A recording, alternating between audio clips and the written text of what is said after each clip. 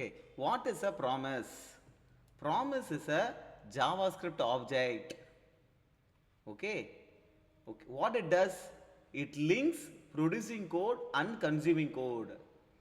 இது லிங்க்னா என்ன மீனிங் அப்படின்னா ப்ரொடியூசிங் கோட் அப்படின்றது ஏதோ ஒன்று ப்ரொடியூஸ் பண்ணுது.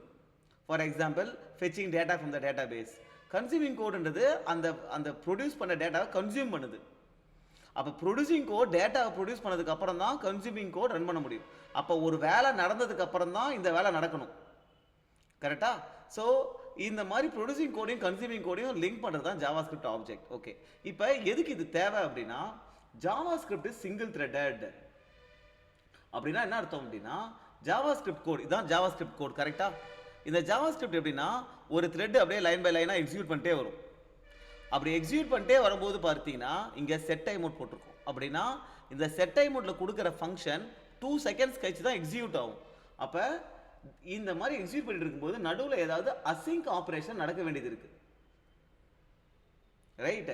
ஸோ அப்போ இந்த அசிங்க் ஆப்ரேஷன் பார்த்தீங்கன்னா இந்த மாதிரி டைமராக இருக்கலாம், இல்லைனா வந்து போய் டேட்டா பேஸில் போய் ஏதாவது டேட்டா எடுத்துகிட்டு வர வேண்டியதாக இருக்கலாம், டேட்டா எடுத்துகிட்டு ஃபெச் பண்ண வேண்டியதாக இருக்கலாம். அப்போ நிறைய ஆப்ரேஷன் இருக்கலாம். ஸோ இந்த அப்படின்றதுக்கு போய் இது சிங்கிள் த்ரெட்டட்ன்றதுனால இது இந்த வேலை இந்த அசிங் வேலை நடக்கிற வரைக்கும் நம்ம வெயிட் பண்ண முடியுமா? மெயின் த்ரெட் பிளாக் ஆகிடும்ல. ஸோ அதனால் என்ன பண்ணுறோம் அப்படின்னா நம்ம வர்ற டேட்டாவை ஏதாவது ஒரு அசிங்க் ஆப்ரேஷன் நடக்குது அப்படின்னா எல்லாமே நம்ம கோட் எக்ஸிக்யூட் ஆகிட்டு இருக்கும்போது எல்லாமே கால் ஸ்டாக் வரும். இப்போ ஃபார் எக்ஸாம்பிள் இதை நான் வந்து ரன் பண்ணுறேன் அப்படின்னா பாருங்கள், ஃபஸ்ட்டு கன்சோல் டாட் ஹை கால் ஸ்டாக் வருதா, அப்புறம் செட் டைம் அவுட் கால் ஸ்டாக் வருதா. இது வெயிட் பண்ணுன்றதுனால இது வெப் ஏபிஐக்கு போயிடுது. ஓகே, வெப் ஏபிஐ முடிச்சதுக்கப்புறம் கால் பேக் கியூ வருது. கால் பேக் கியூ வந்ததுக்கப்புறம் ஈவென்ட் லூப்புக்கு வருது. ஈவென்ட் லூப் வந்து அதுக்கப்புறம் இந்த டேட்டாவை எடுத்து என்ன பண்ணுது, இந்த ஃபங்க்ஷனை எடுத்து கால் ஸ்டாக் போட்டு திருப்பி எக்ஸிக்யூட் பண்ணுது.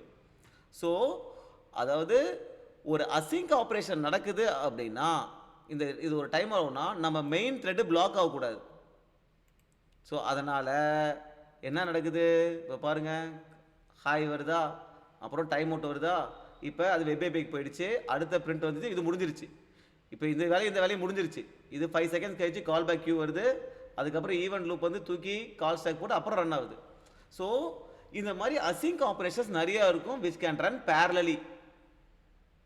ஓகே, இப்போ இந்த மாதிரி நம்ம டேட்டாவை ஃபெச் பண்ணுறது இதெல்லாம் என்ன பண்ணோம், அசிங்க் ஆப்ரேஷனாக நடக்குது. அப்போ டேட்டா ஃபெச் பண்ணதுக்கு அப்புறம் தான் நீங்கள் பிரிண்ட் பண்ணுற கோடு போடணும், அதை டிஸ்பிளே பண்ணுற கோடை போடணும்.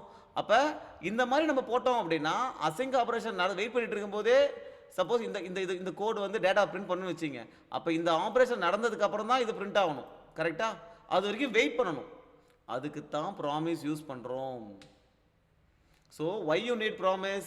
Some async operation will take time. We have to, for example, fetching data from the back end, we have to wait until that work is completed.